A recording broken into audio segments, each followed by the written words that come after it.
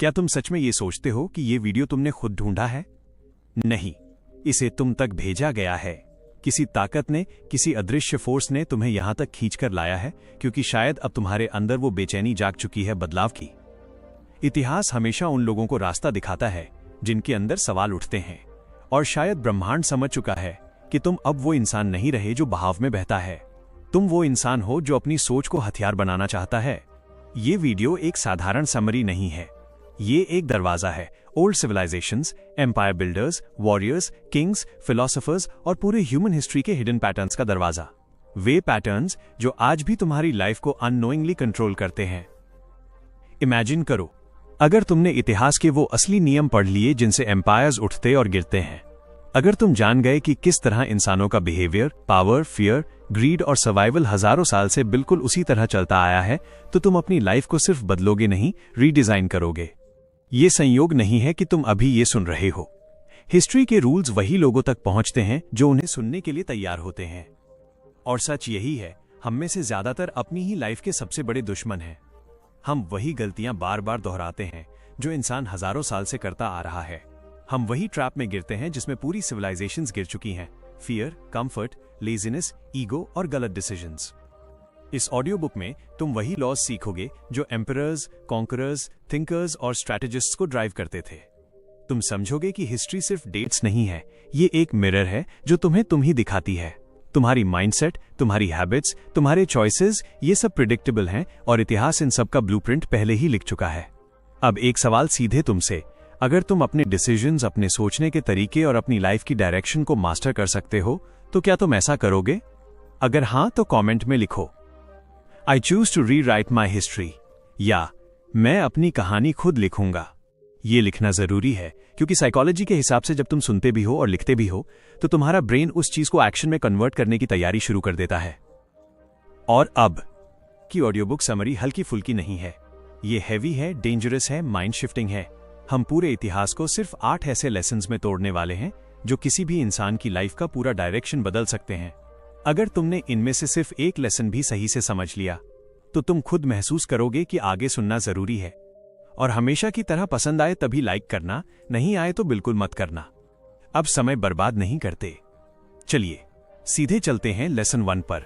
Lesson 1, मानव स्वभाव का असली नक्शा। क्या तुमने कभी खुद से पूछा है कि इंसान असल में चाहता क्या है? हम क्यों लालच करते हैं? क्यों डरते हैं? क्यों धोखा देते हैं? क्यों भरोसा करते हैं? क्यों बार बार वही गलतियां दोहराते हैं? इतिहास हमेशा ये बताता है कि इंसान बदलता बहुत कम है और उसके हालात बदलते बहुत ज्यादा। इंसान का दिमाग चाहे आधुनिक हो गया हो, लेकिन स्वभाव वही है, वही पुराना, कच्चा, जंगली और अपने फायदे के लिए हर चीज को मोड़ने वाला। पिछले 5000 सालों की सभ्यता उठती और गिरती रही, मगर इंसानी दिमाग के पैटर्न लगभग वैसे ही रहे। यही पैटर्न तुम्हारी जिंदगी को चलाते हैं, तुम्हारे फैसले बनाते हैं और तुम्हारे भविष्य को गुपचुप तरीके से नियंत्रित करते हैं। आज हम इसी असली नक्शे पर बात करने वाले हैं, वो नक्शा जिसके बिना तुम खुद को समझ ही नहीं सकते। ये लेसन 1 सिर्फ जानकारी नहीं है, ये एक दर्पण है, और ये दर्पण जितना स्पष्ट होगा तुम उतनी तेजी से बदलोगे। अब ध्यान से सुनो। इंसान की पहली सच्चाई, इंसान स्वभाव से स्वार्थी है। ये हार्श ट्रूथ है, लेकिन यहीं से शुरुआत करनी पड़ती है। हर इंसान सबसे पहले अपनी जरूरत, अपनी सुरक्षा, अपनी भूख, अपने डर, अपने फायदे के बारे में सोचता है। और ये कोई बुरी बात नहीं है, यही नेचर ने तय किया है। हमारे एंसेस्टर्स जंगलों में जीते थे, उन्हें शेर से बचना था, भूख से लड़ना था, मौसम से जूझना था। उनका हर फैसला सर्वाइवल पर आधारित था। यही इंस्टिंक्ट्स आज भी हमारे साथ चले आ रहे हैं। तुम सोचते हो लोग तुम्हें इग्नोर कर देते हैं, तुम्हारी बात नहीं सुनते, तुम्हारे इमोशंस नहीं समझते। सच ये है कि वो अपनी दुनिया में उलझे हैं, अपनी रेस में भाग रहे हैं। इंसान तब तक किसी की परवाह नहीं करता जब तक उसे उसमें खुद का फायदा न दिखे। In relationships, business, friendships, work, social media, हर जगह यही चल रहा है। अगर तुम इस ट्रूथ को एक्सेप्ट कर लोगे तो 2 फायदे मिलेंगे। पहला, तुम खुद को ब्लेम करना बंद कर दोगे। दूसरा, तुम दूसरों को ज्यादा रियलिस्टिक नजर से देखोगे। और यहीं से असली पावर शुरू होती है। दूसरी सच्चाई, इंसान डर के आधार पर फैसले लेता है, तर्क के आधार पर नहीं। लोग सोचते हैं कि वे बहुत रैशनल हैं, लेकिन वैज्ञानिक स्टडीज ये बताती हैं कि हमारे ज्यादातर डिसीजंस फियर ड्रिवन होते हैं। Fear of loss, fear of rejection, fear of failure, fear of being judged. ये डर चुपचाप तुम्हारी जिंदगी को ऑपरेट करते हैं। इतिहास में जितने भी युद्ध हुए, साम्राज्य गिरे, राजा मारे गए, समाज टूटे, उनका मूल कारण डर था। डर से जन्मी क्रूरता, डर से पैदा हुई हिंसा, डर से पैदा हुई घृणा, और आज की मॉडर्न दुनिया में भी ये डर इतने ही पावरफुल हैं। तुम वो काम नहीं करते जिससे तुम्हें फायदा मिलेगा क्योंकि तुम अंदर से डरते हो। तुम नया काम शुरू नहीं करते क्योंकि तुम फेल होने से डरते हो। तुम अपनी बात खुलकर नहीं रखते क्योंकि तुम जज्ड होने से डरते हो। तुम बोल्ड डिसीजंस नहीं लेते क्योंकि तुम अनसर्टन फ्यूचर से डरते हो। और ये डर तुमने खुद नहीं बनाए, ये एवोल्यूशनरी वायरिंग है। नेचर ने इसे तुम्हारी प्रोटेक्शन के लिए बनाया, लेकिन मॉडर्न लाइफ में यही डर तुम्हें कमजोर बनाता है। जो इंसान अपने डर को पहचान लेता है वो खुद ही अपनी लिमिट्स तोड़ देता है। तुम्हें डर से लड़ना नहीं है, तुम्हें उसे समझना है, क्योंकि अंडरस्टैंडिंग से ही ट्रांसफॉर्मेशन शुरू होती है। तीसरी सच्चाई, इंसान कन्वीनियंस के लिए बॉर्न लायर है। इतिहास दिखाता है कि इंसान कभी सच बोलने वाला प्राणी नहीं रहा। वो वही सच बोलता है जो उसके फायदे का हो। हम खुद से भी झूठ बोलते हैं ताकि हम अपनी गलतियों का बोझ महसूस न करें। तुम सोचते हो कि तुम ऑनेस्ट हो, लेकिन क्या सच में? क्या तुम खुद से कभी ये नहीं कहते, कल से शुरू करूंगा, मैं ठीक हूं, मैं चेंज करूंगा, लोगों ने कोशिश नहीं की इसलिए वो फेल हुए, मेरी सिचुएशन अलग है, मैं केपेबल हूं पर मौका नहीं मिला, मैं अनलकी हूं। ये सब एक्सक्यूजेज हैं। और एक बड़ा सच बताऊं, इतिहास में कभी भी एक्सक्यूजेज ने एम्पायर नहीं बनाए। एक्सक्यूजेज सिर्फ लूजर्स का खाना है। विनर्स अनकंफर्टेबल फैक्ट्स को सीधे मुंह स्वीकार करते हैं। चौथी सच्चाई, इंसान पावर से आकर्षित होता है। तुम सोचते हो तुम्हें पैसा चाहिए, स्टेटस चाहिए, सक्सेस चाहिए। नहीं, तुम्हें पावर चाहिए। लोग तुम्हारी बात सुने, लोग तुम्हें सीरियस लें, लोग तुम्हारा सम्मान करें, लोग तुम्हें नोटिस करें। ये डिजायर्स यूनिवर्सल हैं। हर इंसान, हर सोसाइटी, हर सिविलाइजेशन इन्हीं पर चलती है। इतिहास में जितने भी नेता, राजा, वैज्ञानिक, दार्शनिक, विजनरी हुए, वे सब पावर की हंगर रखते थे।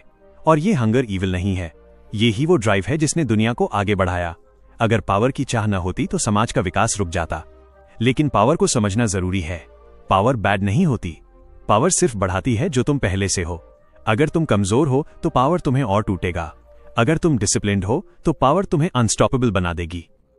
पांचवी सच्चाई, इंसान बदलाव का विरोध करता है लेकिन बदलाव चाहता भी है। यह सबसे बड़ा पैराडॉक्स है।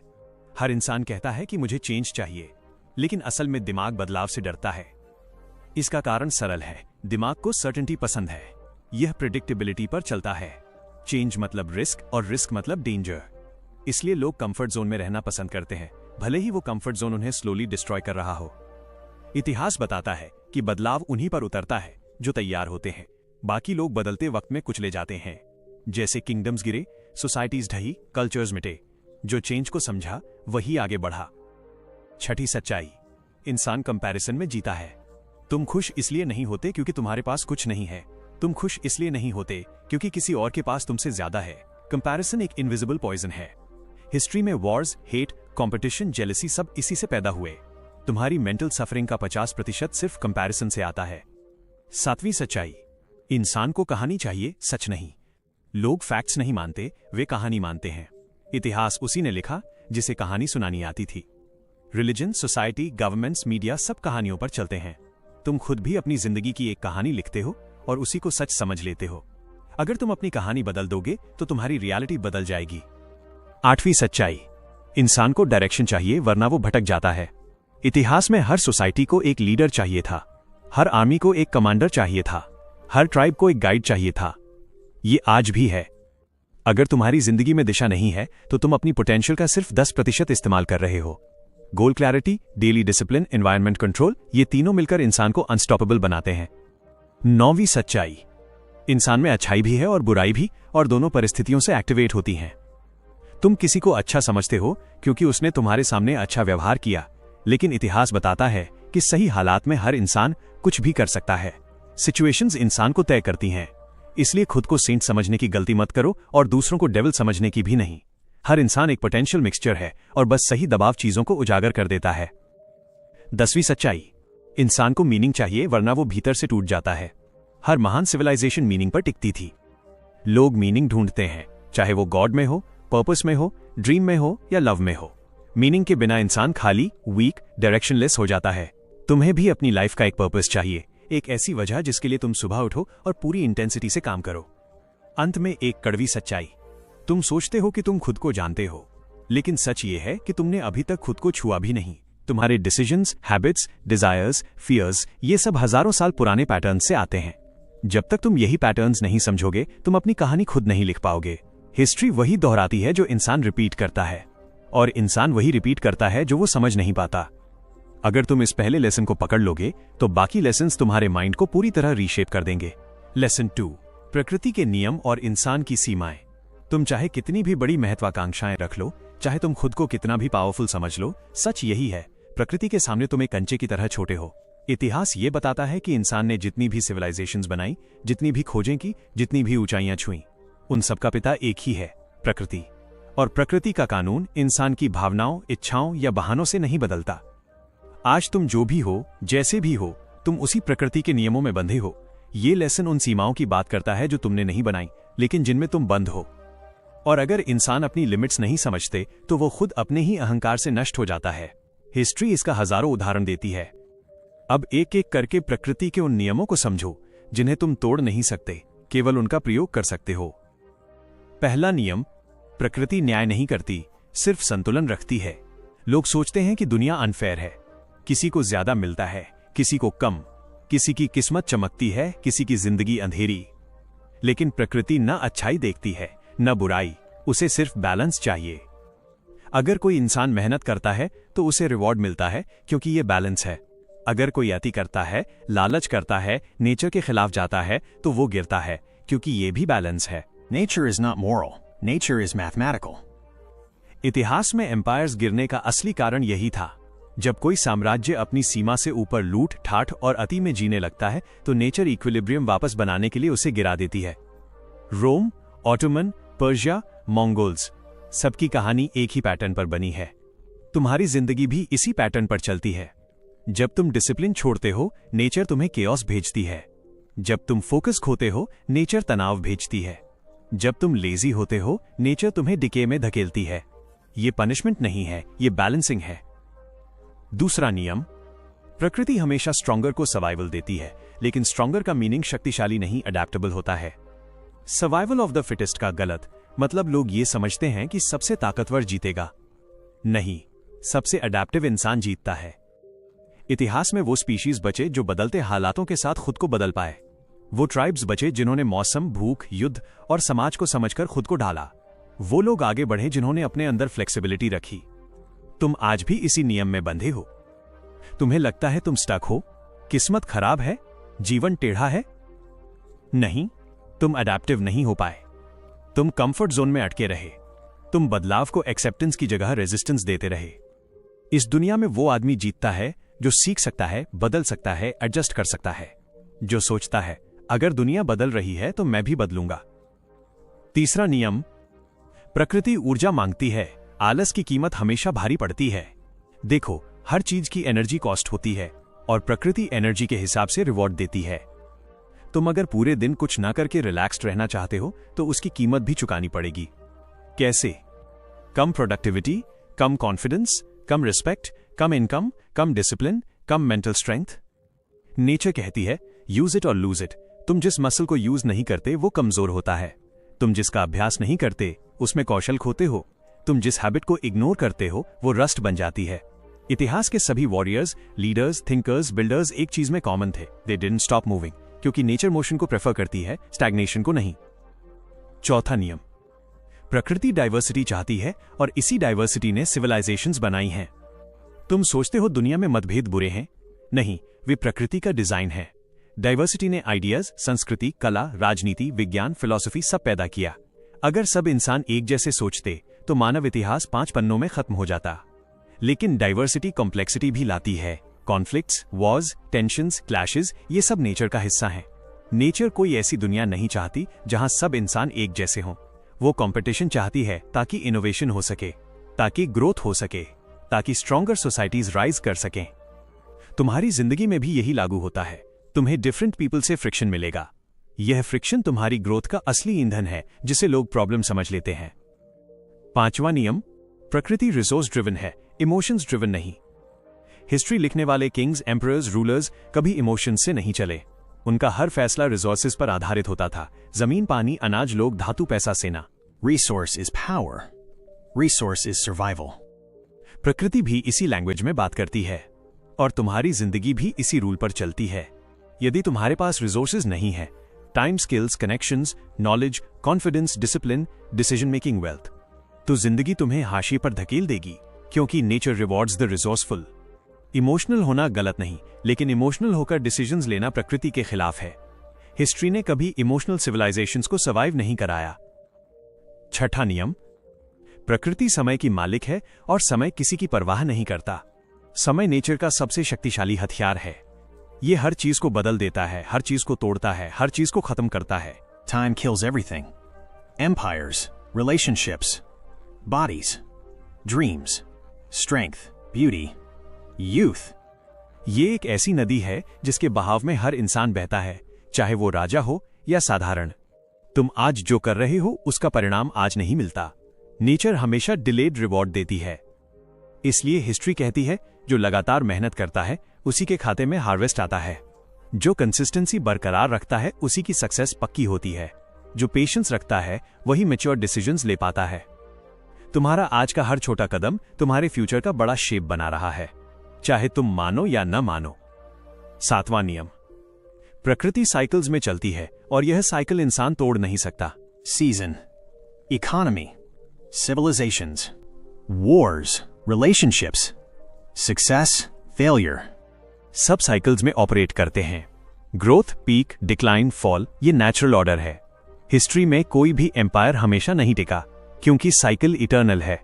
तुम्हारी जिंदगी भी ऐसे ही चक्रों से गुजरती है। Good days, bad days, highs, lows, energy, burnout, focus, distraction. इस साइकिल को समझ लेने वाला इंसान पैनिक नहीं करता। वो शांत रहता है, क्योंकि उसे पता है राइज टेम्पररी है और फॉल भी टेम्पररी है। साइकिल डरने की चीज नहीं, समझने की चीज है। आठवां नियम, प्रकृति सच्चे मूल्य को पहचानती है, दिखावे को नहीं। आज की दुनिया fake confidence, fake lifestyle, fake victories और फेक हैप्पीनेस से भरी है। लेकिन नेचर को दिखावा मूर्ख नहीं बना सकता। नेचर वैल्यू पर रिवॉर्ड देती है। तुम स्किलफुल हो, तुम डिसिप्लिन्ड हो, तुम कंसिस्टेंट हो, तुम यूजफुल हो, तुमने अपनी एबिलिटीज ग्रो की हैं। अगर नहीं तो दिखावा कितना भी चमकदार हो, कोलैप्स तय है।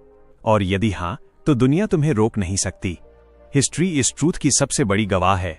ग्रेटनेस कभी चमक से नहीं आती, हमेशा गहराई से आती है।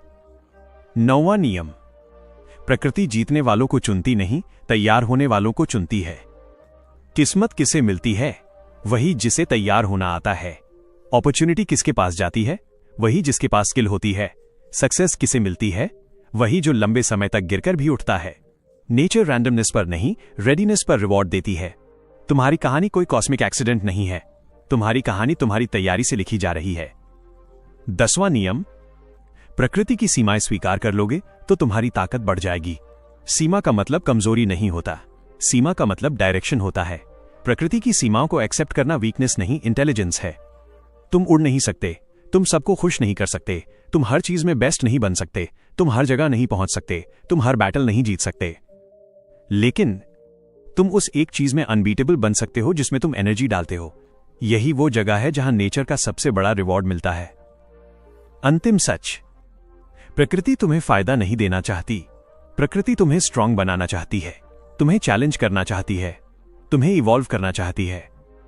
हिस्ट्री बताती है, जो प्रकृति के खिलाफ जाते हैं नेचर उन्हें मिटा देती है, और जो प्रकृति के नियमों को समझकर चलते हैं उन्हें नेचर उन ऊंचाइयों तक पहुंचाती है जो बाकी लोग सपने में भी नहीं देख पाते। और अब अगर तुम सच में ये समझ चुके हो तो अगले लेसन में तुम वो चीज सीखोगे जो इंसान को हजारों साल से चलाती आई है। लेसन 3, जीव विज्ञान, संघर्ष और सर्वाइवल का कठोर सच। कभी सोचा है कि इंसान सच में कितना सभ्य है? हम खुद को सभ्य कहते जरूर हैं, लेकिन हमारे अंदर जो सबसे गहरे लेयर्स में चलता है वो आज भी उतना ही जंगली है जितना हजारों साल पहले था। फर्क बस इतना है कि पुराने जंगल पत्थरों के थे और आज के जंगल कंक्रीट के। पहले इंसान भाला लेकर शिकार करता था, आज इंसान दिमाग का इस्तेमाल करके अपने जैसे इंसानों को मात देता है। पहले लड़ाई जमीन और खाने के लिए होती थी, अब लड़ाई पैसा, ताकत, नाम और स्टेटस के लिए होती है। मगर असल बात वही है, संघर्ष अब भी है, जानवरपन अब भी है और सर्वाइवल की लड़ाई अब भी है, बस चेहरा बदल गया है। जीव विज्ञान हमें यह बताता है कि इंसान का हर फैसला, हर डर, हर चाहत और हर संघर्ष उसके जेनेटिक प्रोग्राम से बना है। हम खुद को जितना भी खास और आध्यात्मिक समझ लें, सच्चाई यही है कि हम आज भी उसी मूल कोड से चल रहे हैं जो लाखों साल पहले हमारे पूर्वजों में था। आज इंसान सूट पहनकर मीटिंग में जाता है, लेकिन उसके अंदर वही जानवर बैठा है जो खतरा सूंघते ही अलर्ट हो जाता है। वही जानवर जो संसाधन देखता है और कब्जा करने की चाह पैदा होती है। वही जानवर जो सेक्स, पावर और सुरक्षा की तलाश में रहता है। सभ्यता ने इंसान को ढका जरूर है, बदला नहीं। अगर तुम ध्यान से अपना दिन देखो तो तुम्हें हर जगह सर्वाइवल ही सर्वाइवल दिखेगा। तुम पैसे कमाते हो क्योंकि तुमको सुरक्षित रहना है। तुम लोगों को खुश रखते हो क्योंकि तुम्हें समाज का हिस्सा बने रहना है। तुम रिश्ते बनाते हो क्योंकि इंसान सामूहिक जीव है। तुम गुस्सा होते हो क्योंकि तुम्हारे अंदर रक्षा का प्राचीन सिस्टम है। और तुम डरते हो क्योंकि डर इंसान को नुकसान से बचाता है। ये सब कुछ आधुनिक दुनिया की वजह से नहीं है। ये सब तुम्हारे खून, तुम्हारी नसों और तुम्हारी डीएनए में चलता आया असली प्रोग्राम है। विल और एरियल ड्यूरेंट कहते हैं कि इंसान चाहे जितना भी आगे बढ़ जाए, प्रकृति उसे हमेशा उसके मूल रूप की याद दिलाती है। जब संकट आता है, जब खतरा बढ़ता है, जब भूख लगती है, जब पहचान खतरे में पड़ती है, जब अहंकार को चोट लगती है, तब इंसान सभ्यता की परतें उतार फेंकता है और अपने असली रूप में आ जाता है। यही वजह है कि दुनिया के इतिहास में हर बड़े युद्ध के पीछे इंसानी जीव विज्ञान छिपा होता है। साम्राज्य इसलिए लड़ते हैं क्योंकि जीवों की तरह इंसान भी संसाधनों पर कब्जा चाहता है। राजा इसलिए ताकत इकट्ठी करते हैं क्योंकि शक्ति का आकर्षण इंसान की न्यूरोलॉजी में भरा हुआ है। समाज इसलिए टूटते हैं क्योंकि इंसानी स्वभाव सहयोग और संघर्ष दोनों को लेकर पैदा हुआ है। सोचो, जब कोई इंसान तुम्हारी अवहेलना करता है, तुम्हारे अंदर तुरंत आग क्यों जलती है? क्योंकि अवहेलना को दिमाग खतरे के रूप में पड़ता है। ये हमारे पूर्वजों के लिए मौत के बराबर था, क्योंकि जमात से बाहर होना मतलब सुरक्षित जगह खोना। यही वजह है कि आज भी हमें बातें छोटी लगती हैं लेकिन प्रतिक्रिया बड़ी। तुम सोचते हो कि ये अहंकार है, लेकिन असल में ये जीव विज्ञान है। अब सर्वाइवल की बात करते हैं। इंसान का पूरा दिमाग इसी पे बना है। जैसे ही इंसान पैदा होता है, उसका दिमाग दो चीजें सीखता है। पहला, कैसे बचना है, और दूसरा, कैसे आगे बढ़ना है। ये दो प्रोग्राम कभी रुकते नहीं। चाहे तुम बिजनेस कर रहे हो, चाहे रिश्ते निभा रहे हो, चाहे पढ़ाई कर रहे हो, चाहे खुद को सुधारने की कोशिश कर रहे हो, हर जगह तुम्हारे अंदर यही दो फोर्स लड़ती रहती हैं। डर तुम्हें रोकता है और महत्वाकांक्षा तुम्हें आगे धकेलती है। कभी डर जीत जाता है और तुम अवसर खो देते हो। कभी महत्वाकांक्षा जीत जाती है और तुम वो हासिल कर लेते हो जो लोग नामुमकिन समझते हैं। समस्या ये है कि आधुनिक दुनिया तेजी से बदल गई है, लेकिन जीव विज्ञान धीमा है। तुम्हारा दिमाग आज भी हजारों साल पुराने माहौल के हिसाब से बना है। इसलिए वो सोशल मीडिया की तुलना को खतरे की तरह पढ़ता है, जबकि कोई खतरा नहीं। वो नफरत को हमला समझ लेता है, जबकि ये सिर्फ शब्द होते हैं। वो देर रात मोबाइल चेक करता है क्योंकि उसे लगता है कि कुछ मिस होने वाला है। ये भी सर्वाइवल की ट्रिक है। वो टॉक्सिक लोगों को छोड़ नहीं पाता क्योंकि उसे लगता है कि जमात से अलग हो जाऊंगा। इन सब की जड़ जीव विज्ञान है। तुम सोचते हो कि तुम लॉजिक से चलते हो, लेकिन असल में तुम्हें तुम्हारी प्राचीन इंस्टिंक्ट्स चलाती हैं। इतिहास में हर समाज, हर सभ्यता और हर साम्राज्य इसी जीव वैज्ञानिक शक्ति के कारण खड़ा हुआ और इसी शक्ति के कारण गिरा भी। जब लोग एकजुट होते हैं तो सुरक्षा मिलती है। जब सुरक्षा मिलती है तो विकास होता है। जब संसाधन बढ़ते हैं तो स्थिरता आती है। लेकिन जब सुरक्षा खतरे में पड़ती है, संसाधन कम होते हैं या शक्ति असंतुलित हो जाती है, तो समाज युद्ध, हिंसा और विभाजन की तरफ बढ़ता है। ये कोई नैतिक कहानी नहीं है, ये शुद्ध जीव विज्ञान है। जो चीजें जीव को कमजोर बनाती हैं वो नष्ट हो जाती हैं। जो चीजें उसे मजबूत बनाती हैं वो टिकती हैं। अब बात करते हैं इंसानी संघर्ष की। संघर्ष सिर्फ युद्ध का नाम नहीं है।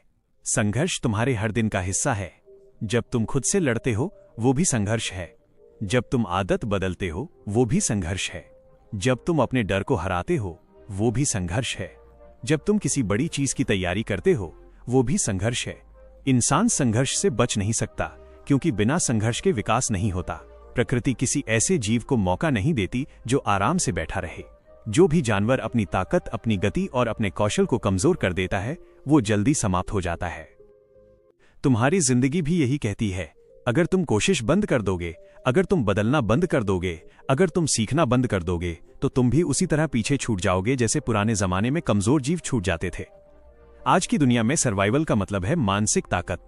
जिसने ये ताकत नहीं सीखी वो तनाव, तुलना, नफरत, डर और असफलता के सामने टूट जाता है। जीव विज्ञान हमें एक और क्रूर सच बताता है। इंसान में अच्छाई और बुराई दोनों जन्मजात होती हैं। हमने सभ्यता बनाकर अच्छाई को मजबूत किया, लेकिन बुराई पूरी तरह खत्म नहीं हुई। ईर्ष्या, गुस्सा, हिंसा, बदला और लालच, ये हमारी प्राकृतिक केमिस्ट्री का हिस्सा हैं।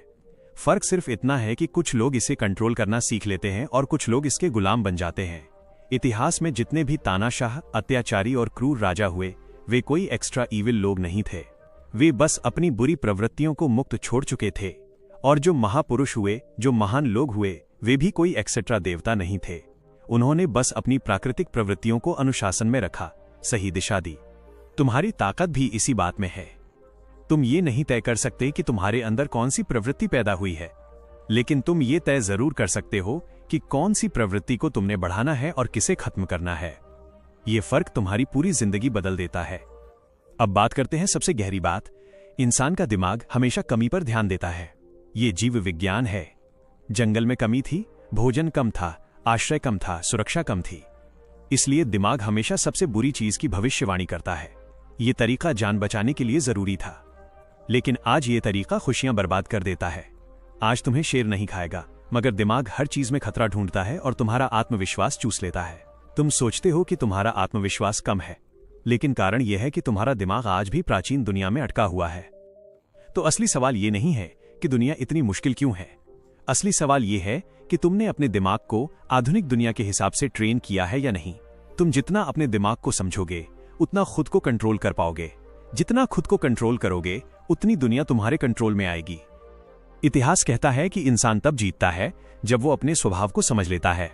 जो खुद को नहीं समझता, वो बार बार वही गलतियां करता है, वही डर में जीता है, वही टॉक्सिक लोगों में फंसता है, वही गलत फैसले लेता है, वही जीवन बर्बाद करता है। लेकिन जो अपने अंदर के जानवर, अपने अंदर के भय, अपनी इच्छाओं और अपनी कमजोरियों को पहचान लेता है, वही खुद को सच में बदलता है। इसीलिए लेसन 3 तुम्हें एक ही बात समझाता है। तुम सभ्य दुनिया में रहते हो, लेकिन लड़ाई अब भी वही है, बस हथियार बदल गए हैं। आज का युद्ध बाहर नहीं, अंदर है। और अगर तुम इस अंदर के युद्ध को जीतना सीख गए, तो तुम दुनिया के किसी भी युद्ध को जीत सकते हो। लेसन 4 जाति, संस्कृति और सभ्यताओं का अदृश्य ढांचा। कभी सोचा है कि इंसान खुद को कितना आजाद समझता है, लेकिन असल में वो कितना बंधा हुआ है। तुम सोचते हो कि तुम अपने फैसले खुद लेते हो, तुम अपनी सोच खुद बनाते हो, तुम अपनी जिंदगी के रास्ते खुद चुनते हो। लेकिन सच ये है कि तुम्हारी जिंदगी का आधे से ज्यादा हिस्सा उन चीजों से नियंत्रित होता है जिनके बारे में तुमने कभी सोचा तक नहीं। तुम्हारा जन्म कहाँ हुआ, किस समाज में हुआ, किस संस्कृति ने तुम्हें घेरा, किस भाषा ने तुम्हारी सोच को आकार दिया, किस नियम ने तुम्हें सिखाया कि क्या सही है और क्या गलत। तुम सोचते हो कि तुम्हारी पहचान तुमने खुद बनाई, लेकिन असल में तुम्हारी पहचान तुम्हें दी गई थी। तुम उसे बस ढो रहे हो। विल और एरियल ड्यूरेंट कहते हैं कि सभ्यता एक अदृश्य पिंजरा है। तुम उसे देख नहीं सकते, लेकिन वो तुम्हें हर दिशा से पकड़कर रखती है। तुम उसकी सीमा को तोड़ नहीं सकते, क्योंकि तुमने उन सीमाओं को सत्य मान लिया है। तुम हर दिन जिस तरह से सोचते हो, जिस तरह से रिएक्ट करते हो, जिस तरह से जीते हो, वो सब कुछ तुम्हारे दिमाग में डाल दिया गया है। तुमने चुना नहीं, तुमने बस स्वीकार किया। सभ्यताएं इंसान को सुरक्षा देती हैं, लेकिन बदले में उसकी स्वतंत्रता छीन लेती हैं। ये सौदा इंसान हजारों साल से करता आया है। जंगल में जीने वाला इंसान आजादी तो पा लेता था, लेकिन सुरक्षा खो देता था। सभ्य इंसान सुरक्षा तो पा लेता है, लेकिन आजादी खो देता है। इतिहास में हर सभ्यता ने अपने अंदर के लोगों को नियम से बांधा है। कुछ नियम जरूरी थे, कुछ नियम बस सत्ता बचाने के लिए बनाए गए थे। लेकिन इंसान ने नियमों को इतना सामान्य मान लिया कि उसे अब वे कैद नजर ही नहीं आते। अब जाति या समूह की बात करते हैं। इंसान समूहों में पैदा होता है क्योंकि उसे सुरक्षा चाहिए, लेकिन यही समूह आगे चलकर उसकी पहचान की जंजीर बन जाते हैं। तुम जिस समुदाय में पैदा हुए, उसी ने तय कर दिया कि तुम बचपन में कैसी बातें सुनोगे, तुम्हें किस पर यकीन करना है, किससे डरना है, किसे सम्मान देना है, किसे दुश्मन मानना है, तुम्हें कैसे जीना है और कैसे मरना है।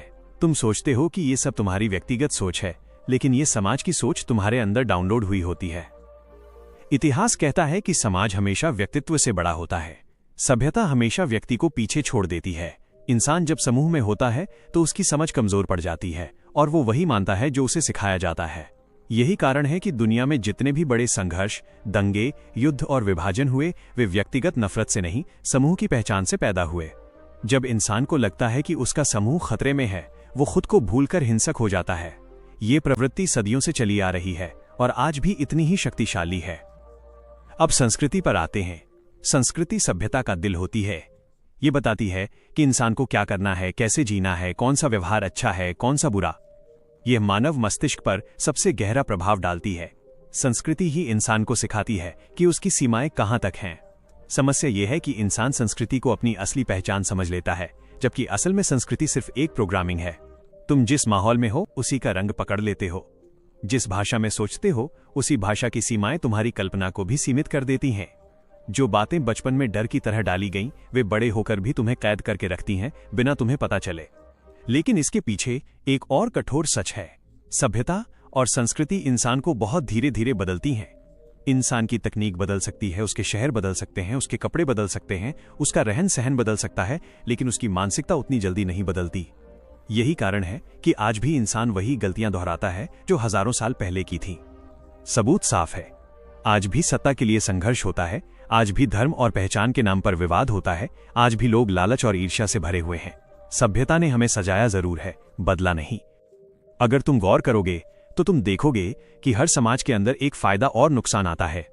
फायदे ये कि समाज तुम्हें भाषा देता है, सुरक्षा देता है, नियम देता है और व्यवस्था देता है।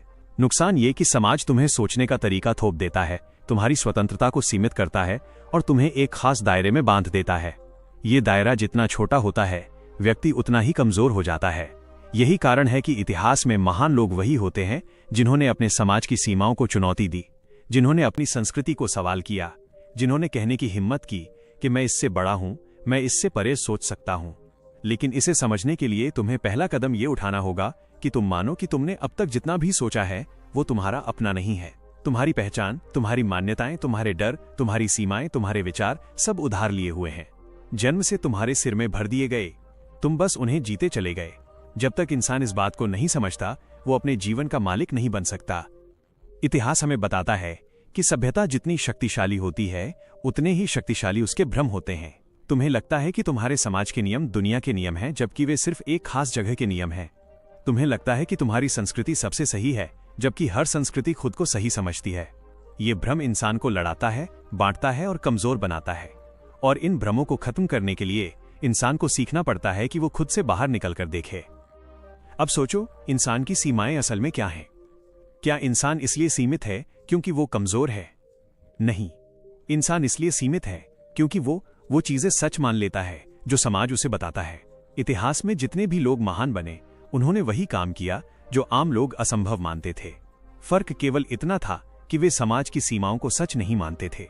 उन्होंने खुद सवाल किए, खुद जांचा, खुद समझा। तुम भी अगर अपनी जिंदगी बदलना चाहते हो तो तुम्हें यही करना होगा। तुम्हें अपनी संस्कृति को देखना होगा, जांचना होगा, चुनना होगा कि क्या रखना है और क्या फेंकना है। क्योंकि जो चीज तुम्हें मजबूत बनाए उसे अपनाओ, और जो चीज तुम्हें कैद करे उसे छोड़ दो। सभ्यता इंसान को ज्ञान देती है, लेकिन डर भी देती है। संस्कृति इंसान को ताकत देती है, लेकिन सीमाएं भी देती है। और जाति या समूह इंसान को पहचान देते हैं, लेकिन कभी कभी उस पहचान के कारण इंसान अपना असली रूप ही भूल जाता है। इसीलिए इतिहास हमेशा यही कहता है कि खुद को समझो, ताकि तुम जान सको कि समाज ने तुम्हारी सोच पर कितना असर डाला है। जब तुम ये समझ जाओगे, तब तुम सच में स्वतंत्र हो पाओगे, क्योंकि इंसान की वास्तविक स्वतंत्रता बाहर की नहीं, भीतर की होती है। सबसे अंत में यह समझो कि सभ्यता को बदलना आसान नहीं है, लेकिन खुद को बदलना आसान है। तुम अगर ये समझ पाओ कि कौन सी बात तुम्हारी अपनी है और कौन सी बात संस्कृति ने तुम पर थोपी है, तो तुम अपने जीवन का नियंत्रण वापस पालोगे।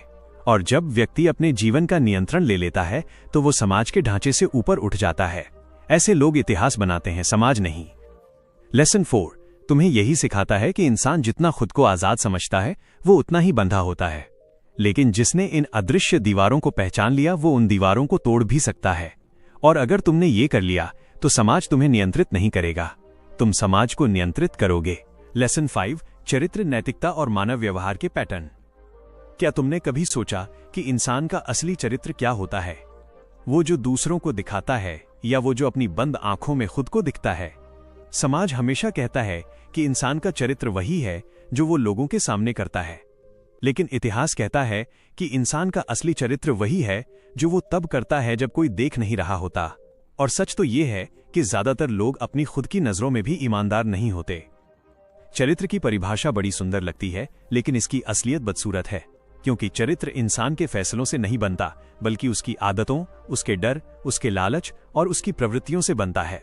तुम चाहे जितना खुद को अच्छा दिखाने की कोशिश करो, चाहे कितने ही चेहरे लगा लो, तुम्हारी असली पहचान तुम्हारे व्यवहार के पैटर्न से ही सामने आती है। यही कारण है कि इतिहास में सबसे खतरनाक लोग वही होते हैं जिनका बाहरी चेहरा शांत होता है, लेकिन भीतर ज्वालामुखी दबा होता है। अब समझो कि इंसानों के व्यवहार में पैटर्न क्यों बनते हैं। मनुष्य हजारों साल तक संघर्ष करता आया है। उसी संघर्ष ने उसके दिमाग में कुछ व्यवहार स्थायी रूप से लिख दिए हैं, जैसे डर, जैसे लालच, जैसे ईर्ष्या, जैसे प्रतिस्पर्धा। इंसान सोचता है कि वो आधुनिक हो चुका है, लेकिन उसका दिमाग आज भी वही प्राचीन मशीन है जो जंगल में खतरे से बचकर जीना सीख रही थी। इसलिए जब तुम किसी इंसान का व्यवहार देखो तो ये मत सोचो कि वो अचानक वैसा बना है। वो कई सदियों से ऐसे ही बनता आया है। अब आते हैं नैतिकता पर। जितना सुंदर शब्द है उतना ही झूठा भी। लोग सोचते हैं कि नैतिकता इंसान को अच्छा बनाती है, लेकिन तुम्हें सच पता होना चाहिए, नैतिकता कभी सार्वभौमिक नहीं रही और न कभी होगी।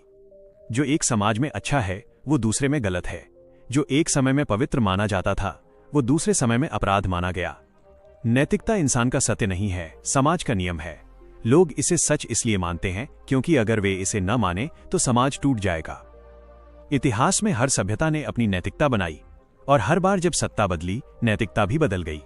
लेकिन इंसान को यह समझ नहीं आता कि वो अपनी नैतिकता को अंतिम सत्य क्यों मान रहा है जबकि उसका आधार ही बदलने वाला है। नैतिकता हमेशा समय, सत्ता और परिस्थितियों के अनुसार बदलती है। इसलिए अगर कोई इंसान सोचता है कि वो नैतिक है तो ये बस उसकी प्रोग्रामिंग है। असली सवाल ये नहीं कि तुम कितने नैतिक हो, असली सवाल यह है कि तुम कितने सचेत हो कि तुम्हारी नैतिकता तुम्हारी नहीं है। अब चरित्र पर वापस आते हैं। चरित्र वही है जो कठिन परिस्थितियां तुम्हारे अंदर से बाहर निकालती हैं। इंसान तब अच्छा लगता है जब उसकी परीक्षा नहीं होती, लेकिन जैसे ही हालात कठिन होते हैं असली रूप बाहर आता है। इतिहास में जितने भी महान या भयावह इंसान हुए, सबके चरित्र का सच मुश्किल समय में ही सामने आया। कोई डर के आगे झुक गया, कोई सत्ता के लालच में अंधा हो गया, कोई अपने सिद्धांतों के लिए मर गया और कोई दूसरों को मारने लगा। इंसान का असली चेहरा वही होता है जो दबाव में दिखता है। अब सवाल उठता है कि इंसान का व्यवहार कभी स्थायी क्यों नहीं होता। इसका कारण सरल है। इंसान अपने भावनाओं का गुलाम है। वो तर्क से कम और भावना से ज्यादा चलता है, और भावनाएं ऐसे बदलती हैं जैसे हवा का रुख। डर आदमी को शांत से हिंसक बना सकता है, शक्ति आदमी को विनम्र से निर्दयी बना सकती है, अकेलापन इंसान को कमजोर या मजबूत दोनों बना सकता है, प्रेम इंसान को पागल बनाने की ताकत रखता है। यही कारण है कि मानव व्यवहार कभी एक जैसा नहीं रह सकता। यदि तुम सोचते हो कि तुम दूसरों को समझते हो तो ये भ्रम है। इंसान खुद को नहीं समझता, फिर दूसरों को कैसे समझेगा। हर इंसान के भीतर एक अंधेरा हिस्सा होता है जो समाज और सभ्यता के डर से छुपा रहता है। ये वही हिस्सा है जो तनाव, लालच या गुस्से में बाहर आता है। इसलिए किसी इंसान को जानना आसान नहीं है, उसके व्यवहार के पैटर्न को पहचानना जरूरी है, क्योंकि पैटर्न कभी झूठ नहीं बोलते। इंसान बोल सकता है, पैटर्न नहीं। अब सोचो, समाज क्यों चाहता है कि लोग अपने व्यवहार को नियंत्रित करके रखें? क्योंकि अगर इंसान अपने असली रूप में खुल जाए तो समाज टिक नहीं पाएगा। इसलिए समाज उसे नैतिकता का बोझ देता है, नियम देता है, कानून देता है, आदर्श देता है, ताकि इंसान काबू में रहे। इतिहास हमें यह बताता है कि हर समाज में दो तरह के इंसान होते हैं। एक वे जो नियमों का पालन करते हैं क्योंकि वे डरते हैं, और दूसरे वे जो नियम तोड़ते हैं क्योंकि वे समझते हैं। तुम कौन हो, ये तुम पर है। अब बात करते हैं व्यवहार के सबसे गहरे पैटर्न की। यह पैटर्न हमेशा तीन चीजों पर आधारित होता है। पहला डर, दूसरा इच्छा और तीसरा आवश्यकता। डर इंसान को भागने पर मजबूर करता है, इच्छा उसे आगे बढ़ाती है और आवश्यकता उसे मजबूर करती है। इंसान के हर फैसले की जड़ में यही तीन चीजें होती हैं। तुम चाहे कितनी भी फिलॉसफी पढ़ लो, चाहे कितना भी ज्ञान ले लो, तुम्हारा दिमाग इन तीन मूल भावनाओं से ही चलता है। डर इंसान को झूठा बना देता है, इच्छा इंसान को लालची बना देती है, आवश्यकता इंसान को कमजोर या निर्दयी दोनों बना सकती है। और सच ये है कि कोई भी इंसान इन तीनों से मुक्त नहीं हो सकता। फर्क सिर्फ इतना होता है कि महान इंसान इन भावनाओं को पहचानते हैं और उन पर नियंत्रण करते हैं। कमजोर इंसान इन्हीं के द्वारा नियंत्रित होते हैं। अब नैतिकता और चरित्र का संघर्ष समझो। इंसान नैतिक बनना चाहता है, लेकिन उसकी प्रवृत्ति उसे खींचकर अपनी ओर ले जाती है। यही कारण है कि अच्छे लोग भी गलतियां करते हैं और बुरे लोग भी कभी कभी भलाई कर देते हैं। इंसान स्थायी रूप से अच्छा या बुरा नहीं होता, वो परिस्थितियों के हिसाब से बदलता है। इसलिए इतिहास हमें सिखाता है कि किसी इंसान को पूरी तरह अच्छा या पूरी तरह बुरा समझना मूर्खता है। इंसान एक मिश्रण है, रोशनी और अंधेरे का मिश्रण। बस उसके अंदर किस पक्ष को ज्यादा खाना मिलेगा वही पक्ष बढ़ेगा। तुम्हें यह भी समझना चाहिए कि चरित्र कोई जन्मजात चीज नहीं है। ये सीखा जाता है अनुभव से, दर्द से, गलतियों से, समय से। जो इंसान अपनी गलतियों से नहीं सीखता उसका चरित्र कभी नहीं बनता। वो हमेशा अपनी कमजोरियों का गुलाम बने रहता है। जिसने खुद को देखा, खुद को समझा, खुद की कमजोरी को स्वीकार किया, वही अपने चरित्र को मजबूत बना सकता है। इतिहास उनमें ही महानता देखता है। लेकिन सुनो, एक और गहरी सच्चाई है।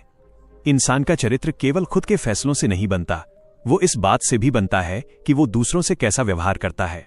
शक्ति हाथ में आने पर वो कैसा इंसान बनता है, कमजोरी आने पर वो क्या करता है, और जब उसे विकल्प दिया जाता है कि वो आसान रास्ता चुने या सही रास्ता, तो वो क्या चुनता है। यही असल चरित्र है। नैतिकता की बात करें तो इंसान नैतिक इसलिए लगता है क्योंकि उसे डर होता है कि अगर उसने गलत किया तो सजा मिलेगी। लेकिन असली नैतिकता वही है जो इंसान तब करता है जब उसे पता हो कि उसे सजा नहीं मिलेगी। इतिहास में जितना भी जुल्म हुआ वो उन लोगों ने किया जिन्हें लगता था कि उन्हें कोई पकड़ नहीं सकता, और जितनी भी महानता हुई वो उन लोगों ने की जिन्हें कोई देख नहीं रहा था, फिर भी उन्होंने सही किया। अब मानव व्यवहार के पैटर्न की सबसे खतरनाक बात समझो। ये पैटर्न बदलने में बहुत समय लगता है। तुम्हारी आदतें, तुम्हारे डर, तुम्हारी इच्छाएं, ये सब तुम्हारे दिमाग में गहराई से छपे होते हैं। अगर तुम इनको बदलना चाहते हो तो तुम्हें पहले खुद को ईमानदारी से देखना पड़ेगा, खुद को उजागर करना पड़ेगा, अपनी कमजोरी को स्वीकार करना पड़ेगा। क्योंकि जब तक इंसान खुद के सामने ईमानदार नहीं होता, वो दुनिया के सामने कभी मजबूत नहीं बन सकता। इसलिए लेसन 5 का सार यही है, इंसान अपने चरित्र से भाग सकता है लेकिन बच नहीं सकता। इंसान नैतिकता का मुखौटा पहन सकता है लेकिन उसका व्यवहार उसे पकड़ लेता है। इंसान सारा जीवन दूसरों को धोखा दे सकता है लेकिन खुद को कभी नहीं दे सकता। अगर तुम अपने जीवन पर नियंत्रण चाहते हो तो पहले अपने पैटर्न को पहचानो। ये समझो कि तुम्हारा व्यवहार किस भावना से चल रहा है, और अगर तुम्हें कुछ बदलना है तो उसकी शुरुआत अपने भीतर से करो।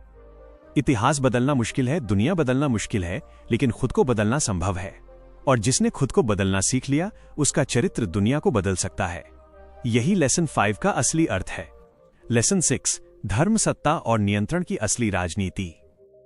क्या तुमने कभी सोचा है कि इंसान धर्म को क्यों पकड़कर बैठा रहता है? सिर्फ शांति के लिए? सिर्फ विश्वास के लिए? बिल्कुल नहीं। असली खेल इससे बहुत गहरा है। धर्म हमेशा से इंसान के दिमाग पर सत्ता चलाने का सबसे पुराना और सबसे कारगर तरीका रहा है। इतिहास गवाह है कि जब भी किसी समूह को काबू में रखना हो, दो चीजें सबसे पहले बनाई जाती हैं, डर और आश्चर्य। और धर्म दोनों का एक घातक मिश्रण है। डर दिखाएगा कि अगर तुमने बात नहीं मानी तो सजा मिलेगी, और आश्चर्य दिखाएगा कि अगर तुमने नियमों का पालन किया तो स्वर्ग मिलेगा। इंसान के दिमाग को घुमाने का इससे आसान तरीका आज तक किसी ने नहीं निकाला।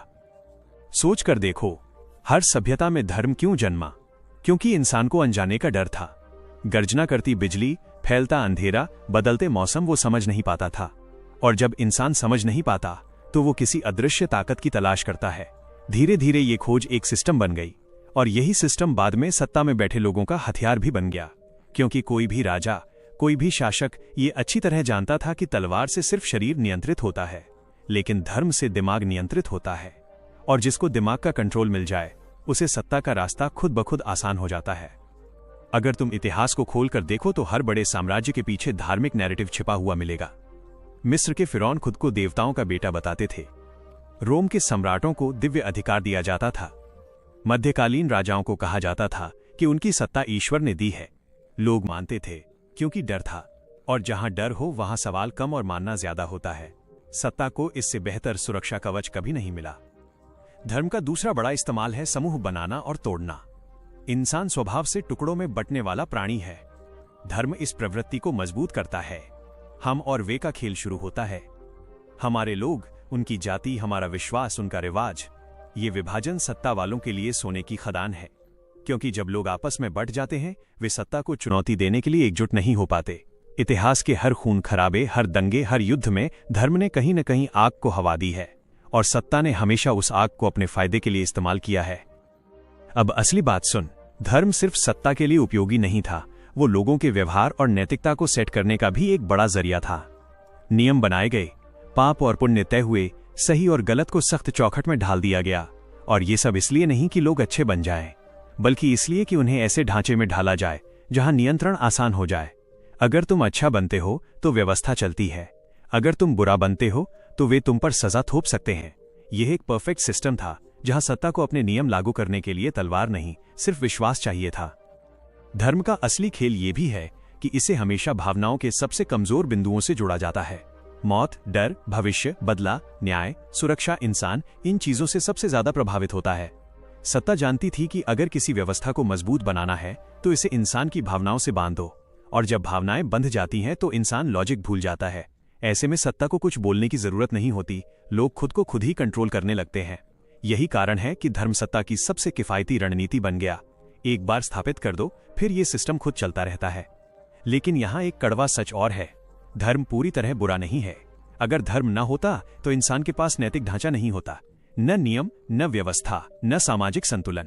धर्म ने समाज को एक ढांचा दिया, एक पहचान दी और इंसान को जीवन की बड़ी अनिश्चितताओं में एक उम्मीद भी दी। लेकिन समस्या तब पैदा हुई जब धर्म को सत्ता ने अपनी ढाल बना लिया, जब विश्वास को हथियार में बदल दिया गया, जब आध्यात्म नहीं राजनीति खेली गई। आज भी दुनिया में धर्म के नाम पर जो कुछ हो रहा है वो नया नहीं है, वही पुराना खेल है, बस नया चेहरा है। सत्ता अभी भी चाहती है कि लोग भावनाओं में उलझे रहें, सवाल न पूछें, और धर्म अभी भी उसी तरीके से इस्तेमाल हो रहा है जैसे हजारों साल पहले होता था। फर्क सिर्फ इतना है कि अब ये खेल खुलेआम भी चलता है और ऑनलाइन भी। लोग पूरी जिंदगी नियमों और प्रतिबंधों में उलझे रहते हैं, लेकिन कभी ये नहीं सोचते कि इन नियमों का असली फायदा किसे मिल रहा है। और अब सबसे दर्दनाक सच्चाई, इंसान हमेशा से एक ऐसा प्राणी रहा है जो नियंत्रण चाहता है। सत्ता इसलिए धर्म का उपयोग करती है, लेकिन सामान्य लोग भी धर्म को अपने फायदे के लिए मोड़ देते हैं। कोई अपनी पहचान मजबूत करने के लिए, कोई दूसरों को गलत साबित करने के लिए, कोई अपने डर को ढकने के लिए। धर्म का असली चेहरा हमेशा शुद्ध नहीं रहा, क्योंकि इसे चलाने वाले लोग शुद्ध नहीं थे। और इंसान जैसा है वैसा ही उसका बनाया हुआ सिस्टम भी होगा। लेकिन समझदार इंसान वो है जो धर्म को अंधविश्वास की तरह नहीं, ज्ञान की तरह देखता है, जो यह समझता है कि धर्म का मूल उद्देश्य नियंत्रण नहीं बल्कि संतुलन था, शक्ति नहीं बल्कि समझ थी। अगर इंसान अपने धर्म को समझदारी से अपनाए, न कि राजनीति की तरह, तो उसका जीवन बहुत शांत हो सकता है। लेकिन समस्या यह है कि बहुत कम लोग ये करते हैं। बाकी लोग सिर्फ वो मानते हैं जो उन्हें बताया जाता है, और वही सत्ता चाहती भी है। इतिहास हमें एक बात साफ सिखाता है, धर्म और राजनीति का रिश्ता कभी अलग नहीं हुआ है। जिसने भी लोगों के दिल और दिमाग पर पकड़ बनाई, उसने ही सत्ता संभाली। और ये खेल आगे भी चलेगा, क्योंकि इंसान की मनोविज्ञान ही ऐसी है। वो दिशा चाहता है, वो किसी बड़े उद्देश्य से खुद को जोड़ना चाहता है, और जो इस मनोविज्ञान को समझ लेता है वो भीड़ का मास्टर बन जाता है। धर्म बस एक टूल है, सत्ता बस एक फायदा है, और इंसान वो हमेशा इन दोनों के बीच फंसा रहता है। अगर तुम इसे समझ गए तो तुम इतिहास की आधी राजनीति समझ गए, और अगर तुमने इसे नहीं समझा तो फिर भी तुम उसी खेल का हिस्सा बने रहोगे, बिना जाने कि धागे कहां से खींचे जा रहे हैं। लेसन 7, अर्थव्यवस्था, लालच और साम्राज्यों का उत्थान पतन। इतिहास का सबसे खतरनाक सच ये है कि इंसान कभी संतुष्ट नहीं होता। उसकी भूख सिर्फ जरूरत तक नहीं रहती, वो इच्छा में बदल जाती है, और फिर इच्छा लालच में। और जब लालच सिस्टम के स्तर पर पहुंच जाता है तो वही अर्थव्यवस्था का इंजन बनता है। हर साम्राज्य जिसने दुनिया पर कब्जा किया, उसकी जड़ में सिर्फ दो चीजें थी, संसाधनों की भूख और विस्तार की चाह। इंसान की व्यक्तिगत लालच सिर्फ उसकी जिंदगी बदलती है, लेकिन सामूहिक लालच पूरी दुनिया का नक्शा बदल देती है। तुमने कभी सोचा है कि सभ्यताएं क्यों उभरी? सिर्फ खेती की वजह से? नहीं, असली वजह यह थी कि इंसान ने उत्पादन को बढ़ाना सीखा। अतिरिक्त अनाज आया, अतिरिक्त संसाधन आए, और वहीं से व्यापार की शुरुआत हुई। व्यापार ने धन पैदा किया और धन ने सत्ता। यही वो बिंदु था जहां अर्थव्यवस्था और राजनीति एक दूसरे के गले लग गए। जिसके पास संसाधन थे उसकी आवाज सबसे ऊंची थी, और जिसके पास धन था वो कानून तय करता था। धन सिर्फ मुद्रा नहीं है, धन नियंत्रण है, धन प्रभाव है। धन किसी भी समाज की दिशा तय करता है। इतिहास के हर साम्राज्य का उदय इसी लालच की देन था। मिस्र का साम्राज्य नील की देन था, मेसोपोटामिया व्यापार मार्गों की देन था, रोमन साम्राज्य सैन्य विस्तार और कर संग्रह की देन था, ब्रिटिश साम्राज्य समुद्र मार्गों और उपनिवेशों की लूट पर खड़ा हुआ, अमेरिका और आधुनिक महाशक्तियां तकनीक, डेटा और वैश्विक व्यापार के दम पर खड़ी हैं। अलग अलग युग, अलग अलग साधन, लेकिन बेसिक इंसानी फोर्स एक ही थी, अधिक चाहिए, हमेशा अधिक। लालच को अगर अच्छी दिशा मिले तो वो विकास बनता है, लेकिन अगर उस पर नियंत्रण न हो तो वही लालच साम्राज्य को खा भी जाता है।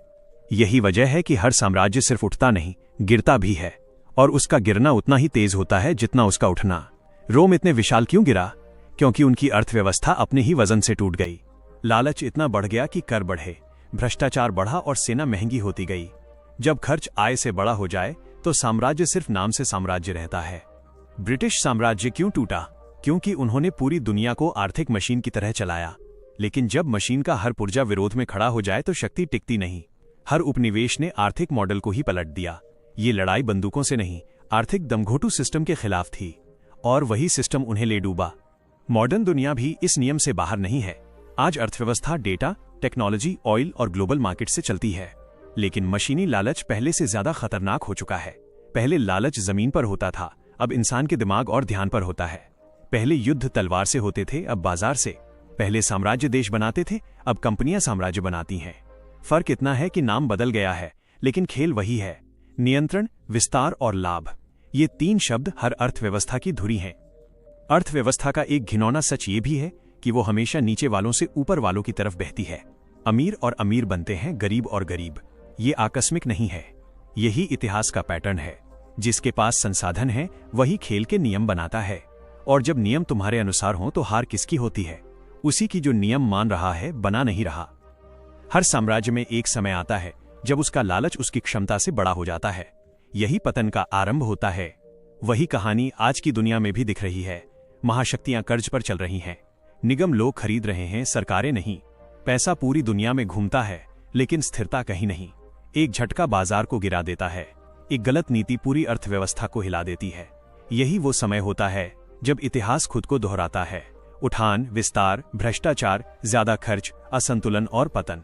लोग सोचते हैं कि साम्राज्य युद्ध से गिरते हैं। सच ये है कि साम्राज्य अंदर से सड़ते हैं। उनकी अर्थव्यवस्था पहले मरती है, सेना बाद में। बाजार पहले हिलता है, झंडा बाद में गिरता है।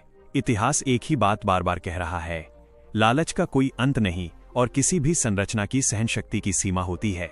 जब लालच उस सीमा को तोड़ देता है तो साम्राज्य का ताला खुद ही खुल जाता है और पतन शुरू हो जाता है। अब ये मत समझ लेना कि अर्थव्यवस्था सिर्फ साहसी और लालची लोगों का खेल है। असली खिलाड़ी वे हैं जो पैटर्न समझते हैं, जो जानते हैं कि इतिहास किस दिशा में बह रहा है, जो ये पहचान लेते हैं कि कब बाजार बन रहा है और कब फटने वाला है। साम्राज्य हमेशा खुद को अजेय समझते हैं, लेकिन जागरूक इंसान जानता है कि कोई भी संरचना हमेशा नहीं टिकती। हर चीज अस्थायी है, हर शक्ति सीमित है और हर उभरती हुई ताकत किसी दिन गिरती है। अगर यह पैटर्न तुम समझ गए तो तुम सिर्फ इतिहास नहीं समझते, बल्कि भविष्य भी पढ़ लेते हो। क्योंकि इतिहास का सबसे बड़ा सबक यह है कि अर्थव्यवस्था सिर्फ पैसे का खेल नहीं है। ये मनुष्य की इच्छाओं, डर, महत्वाकांक्षा और लालच का खेल है। और मनुष्य जैसे बदलेगा, अर्थव्यवस्था भी वैसी ही बदल जाएगी। लेसन 8, प्रगति का भ्रम, युद्ध का सच और मानव भविष्य का फैसला। हर इंसान खुद को यह समझाता रहता है कि दुनिया आगे बढ़ रही है, नई तकनीकें आ रही हैं, वैज्ञानिक खोजें हो रही हैं, लाइफस्टाइल बेहतर हो रहा है, सिस्टम विकसित हो रहा है। यह सब देखकर हमें लगता है कि मानवता सच में प्रगति कर रही है। लेकिन इतिहास की गहराई में जाके देखो तो पता चलता है कि यह प्रगति अक्सर सिर्फ एक सुंदर भ्रम है। असली दुनिया अभी भी वही है। सत्ता, लालच, संघर्ष, युद्ध और नियंत्रण। बाहर सब नया दिखता है, लेकिन भीतर सब पुराना चलता है। हम मशीनें बदल लेते हैं, लेकिन मानसिकता नहीं बदलते। हम शहर बदल लेते हैं, लेकिन सोच नहीं बदलते। हम तकनीक को आगे बढ़ा देते हैं, लेकिन इंसान के दिल की आदतें वही रहती हैं। यही कारण है कि हजारों वर्ष पहले जो गलतियां सभ्यताएं कर रही थीं, वे आज भी कर रही हैं। फर्क सिर्फ इतना है कि अब हथियार बड़े हो गए हैं, खेल जटिल हो गया है और धोखे की परतें मोटी हो गई हैं। प्रगति का सबसे बड़ा भ्रम यह है कि हम सोचते हैं इंसान अब पहले से ज्यादा समझदार, शांत और विकसित हो चुका है। लेकिन अगर ऐसा होता तो युद्ध खत्म हो चुका होता, संघर्ष खत्म हो चुके होते, लालच मानव व्यवहार से मिट चुका होता। लेकिन सच ये है कि आज भी दुनिया के हर बड़े देश के बजट में सबसे बड़ा हिस्सा हथियारों और युद्ध की तैयारी पर खर्च होता है। इसका मतलब साफ है, प्रगति सिर्फ बाहर हुई है, अंदर नहीं। इंसान आज भी वही है, बस उसका हथियार अब तलवार की जगह मिसाइल बन गया है। युद्ध का सच हमेशा से यही रहा है कि इसे कभी जनता ने शुरू नहीं किया, इसे सत्ता ने शुरू किया। जनता को हमेशा शांति चाहिए होती है, सत्ता को विस्तार चाहिए होता है। जनता को रोटी चाहिए होती है, सत्ता को संसाधन चाहिए होते हैं। जनता अपने परिवार के लिए जीना चाहती है, सत्ता अपने साम्राज्य के लिए लड़ना चाहती है। यही कारण है कि दुनिया में हर बड़े युद्ध के पीछे कोई न कोई सत्ता का खेल जरूर मिला, चाहे वो जमीन का लालच हो, संसाधनों की भूख हो, प्रतिष्ठा का सवाल हो या नियंत्रण का मोह हो। और सबसे खतरनाक सच ये है कि अब युद्ध सिर्फ हथियारों से नहीं होते, अब युद्ध अर्थव्यवस्था से होते हैं, तकनीक से होते हैं, इंटरनेट से होते हैं, गलत सूचनाओं से होते हैं, प्रोपेगेंडा से होते हैं।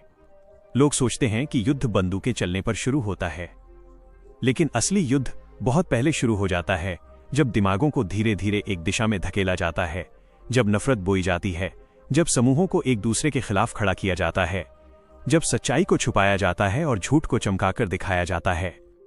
इतिहास का दुखद सच ये भी है कि युद्ध कभी जीते नहीं जाते, सिर्फ खत्म होते हैं, और जो जीवित बचते हैं वही असली हार झेलते हैं।